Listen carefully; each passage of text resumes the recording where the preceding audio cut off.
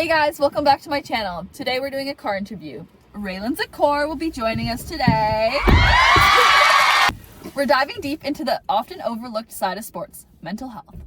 We all know the physical demands, but what about the pressure, the burnouts, and the impact on our minds? I've seen firsthand how sports can affect one's mental well-being. That's why I wanted to share another person's experience. We will also be talking about how sports affects your mental health, good and bad. So welcome Raelyn, and let's get into it. What was it like growing up in the dance world? I've heard it was a pretty harsh environment. Growing up in the dance world has its oh my god, I can't talk. I get what you mean. Read it? No, it's okay. Growing up in the dance world has its pros and cons for sure. The pros start when you're younger and you learn a lot about nutrition and staying active, and it gives you a place to go and it gives you a good source of friends to meet. Pretty much all my friends came from dance, not from school. But the con side of it has a very negative effect on your mental health because you are watching yourself in a mirror dancing for like 4 to 6 hours a day, and it gets pretty exhausting, as well as it depends how you take it, but a lot of teachers with corrections, people take it personally and you're being criticized on what you're doing and being taught to self-correct yourself and be like critical towards yourself, so that takes a mental toll. As well, the entire like dance environment and like the way competitions work is pretty much just comparison. Like you're comparing yourself to everyone around you, even the people on your team, the people older than you. A lot of them you do take inspiration from, but it's hard to not compare yourself when you're competing against pretty much the same girls like all over BC at competitions. Sometimes you win, sometimes you lose. It changes all the time.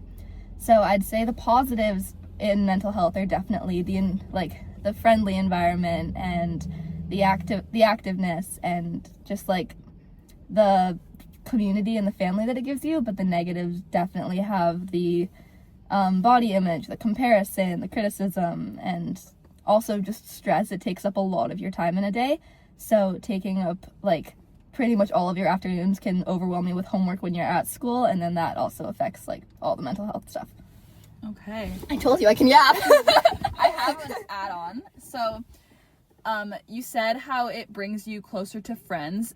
Did your friends help you cope with that? Like, is that how you cope with your, Yeah, definitely. So my friends are the biggest part of what helps me cope with it, as well as when we were younger dancers, we had the team above us to look up to, and there was 3 girls on that team who kind of took me under their wing, and they became really close with me, and they always supported me and were there to talk to me about stuff, and they had kind of figured out, because they were older, how to deal with the stress and how to deal with the comparison and all that.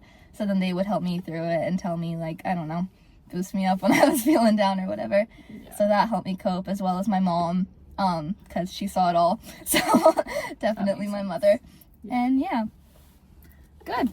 Love that. Okay. If you could give any advice to younger dancers or even any younger athletes, what would you say to help them through the things that you went through when you were younger?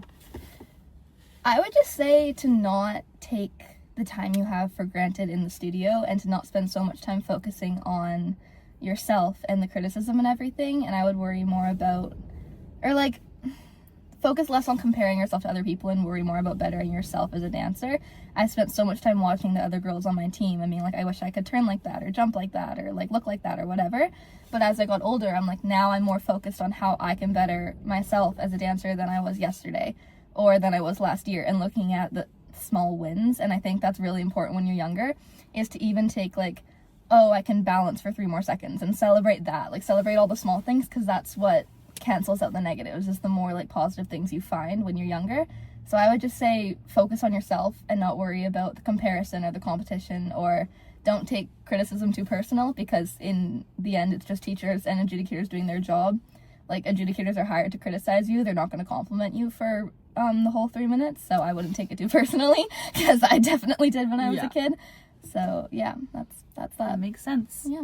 I love that. That's a really good message also for any athletes. Like, don't take any criticism too like personally.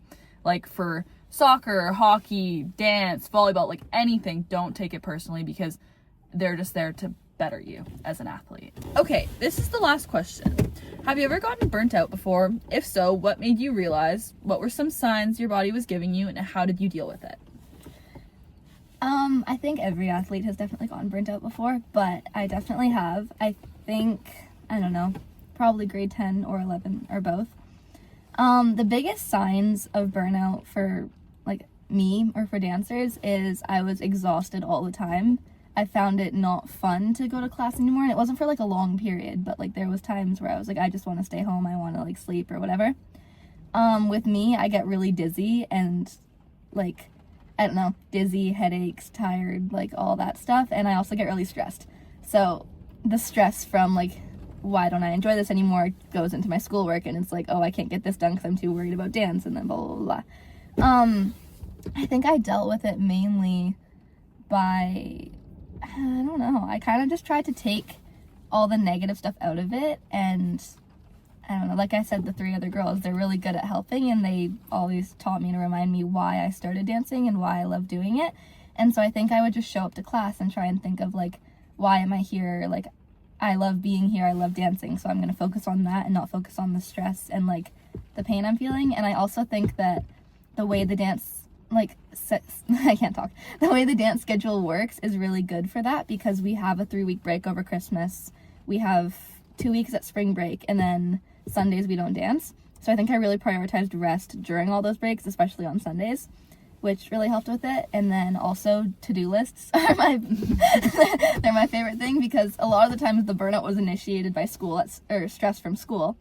So I would just prioritize things that I had to do when due dates are ready, what stuff I had to be done for dance or whatever, and I don't know, write it all down, make a to-do list. Yeah. Get it done. That's really good. I think staying organized is a really good one to have in your little book. Yeah, I think that's pretty good. Well, thank you, Raelyn, for coming in. I loved talking to you about your experience, and it was so thoughtful and beneficial. I hope you enjoyed yourself here. I hope this conversation was helpful, and I hope you take some time to reflect on your own experiences with mental health in sports. Thanks for watching, and stay tuned for the next episode on how to avoid mental struggles. And don't forget to like and subscribe.